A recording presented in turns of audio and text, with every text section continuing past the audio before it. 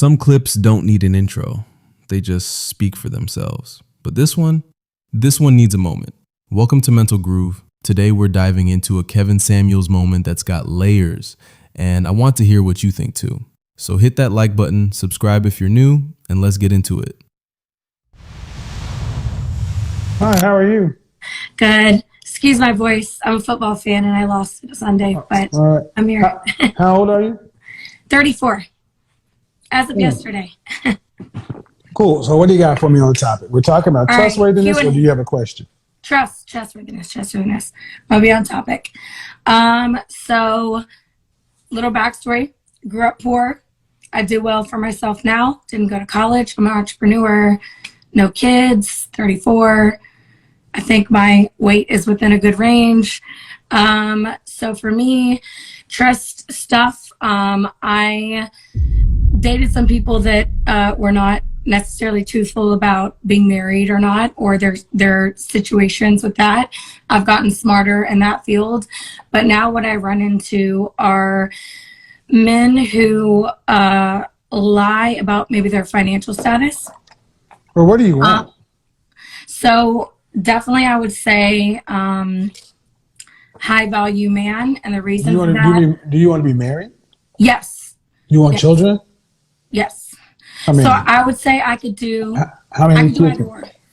You want kids or don't want them? It's rather important. I would love to have a kid. Yeah. There's one? One. Okay. What state are you in?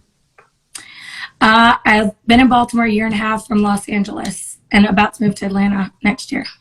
All right. So high value. Is this because of your socioeconomic status? Why high value man? Because in the past I've dated guys who maybe didn't have the same financial lifestyle that I've now grown into. Mm-hmm. And they tend to try to compete with me. And well, after you're married, do you still want to work? Yes. Okay. I love it. Okay. What percentage of the family financial load do you want to have to be responsible for a lifetime? Given the lifestyle that I would love to have, I would say 50%. I'd be okay with up to maybe 70, but 50. All right. So what is this lifestyle okay. I'm cool with lifestyle, but why is lifestyle so important? Because my parents lost everything when I was like a junior, senior in high school. And I saw that they now don't have anything later in life. And that's not a situation I want to be in. All right. So, cool. You want to be able to, but see, fear-based decisions, fear, scarcity, and lack tend to be wrong-headed decisions. Yeah. So great that you're doing well, you're making money, but the kind of men you're talking about don't tend to want to be the woman to compete with them. No, I don't want to compete with a guy. Well, when you're talking about 50-50, or you want to be responsible for 70-30, 70% of the financial load, but are you in a relationship? Are you a submissive woman? Yes. If it's can I preface that or give a little feedback? So what I found that there's a certain type of guy that when I meet him, if he has a certain maybe dominant or masculine personality type, it naturally puts me in my submissive. That's bullshit. It is bullshit. You ladies with this conditional femininity stuff. No, it's not. Yeah, it is. It really is. It's like saying a man is conditionally masculine. No. I know what you're saying, but it's bullshit. It's a new wave concept, and I was with you until that, because here's the thing: if you've been dating men who aren't on your level or not respond a lot about money, finance. Fine. You get a guy. No. I'm talking about what motivates you, what keeps you up at night. This man wasn't honest about his finances and this and that. Okay, fine. How much money would you want your man to make annually? Annually? At least 150 to 200K. And as much as And as much as? Well, because 150, 200K, that puts you in 150,000, puts you in the top 10%. So, Yeah. all So right. But living in as much Atlanta, as, I mean, millions. I've did but living in Atlanta, a guy making $100,000 by himself he's living pretty nice. yeah. But that's not rich.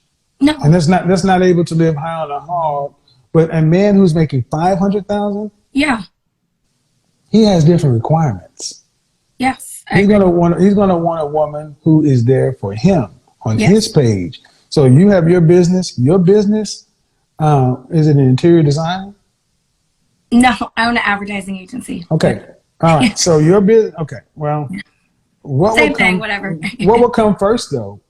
Your business, your child, or his? His and the child. All right. So here's a problem that many professional women tend to have because whatever your past relationships issues were, I'm gonna ask the same question. Have you sat down with a professional? Had you counseling or therapy? Yes.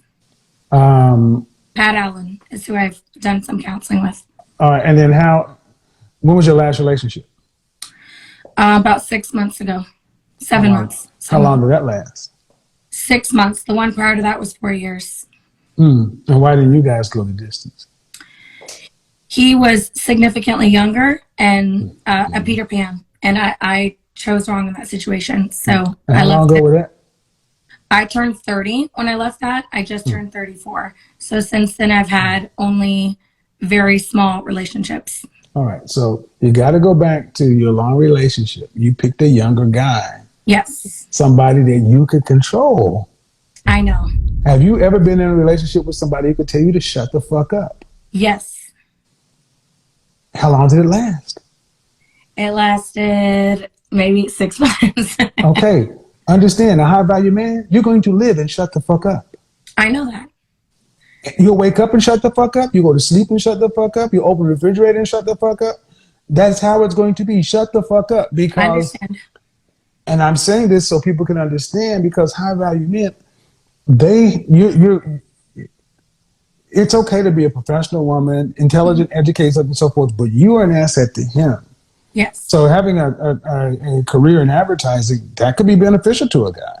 Yeah. But where have you in your adult life actually practiced being a cooperative, submissive woman to a man on that level? So I would say for me, I just turned 34, right? Mm-hmm. I would say I started heavily practicing that at 31. I started getting into the psychology of relationships, listening to people much like you. Right. But you've only had 6 months relationships though, right? The longest one you've had. I would say yes. And okay. I have only dated 2 people who I would say are a high value man since then. And I took lessons from them, learned from it. I'm definitely improving on what I need to do. I currently am talking to someone who I think is a high value man. And what's interesting. Are you guys in the same city? We're not. Thank you. I know what you ladies are. You're in the same category. Same thing. Yep. White, black, Hispanic, Asian, or other. You're all the same. Pretty professional problem.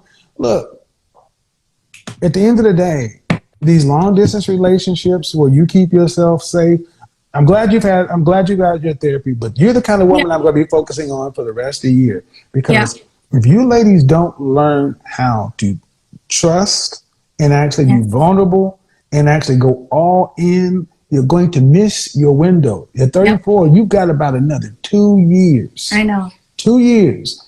And this is when you need to start studying the kind of men you say you want to be with and understand what they want. Because you're competing with all the women around that man, and your competition gets younger, hotter, thinner, more cooperative, more submissive every day, because they're listening to this kind of content too, and they got you beat by about 7 years. I would suggest, are you working with a matchmaker?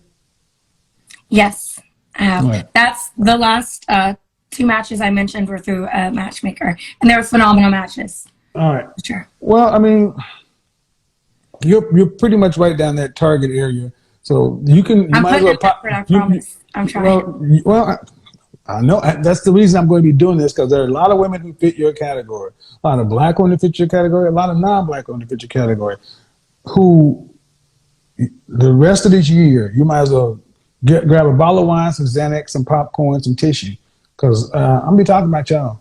Because if you learn how to get on board, it's more likely to get the outcomes you want. But eventually, you got to get around the kind of me you're talking about, and you got to risk and go all in. All right. So that's why I'm moving, because the atmosphere where I live, they ain't here. So I'm just like moving a little bit. You moving to Atlanta? Welcome to a competition area. That's cool. I'm cool with competition. All right. Thanks. All right. It was nice seeing you. So let me get this straight. She's 34, no kids, says she's dated men who didn't want to marry her, and now she wants a high value man making $150K to $200K because her past relationships didn't work out with men on her financial level.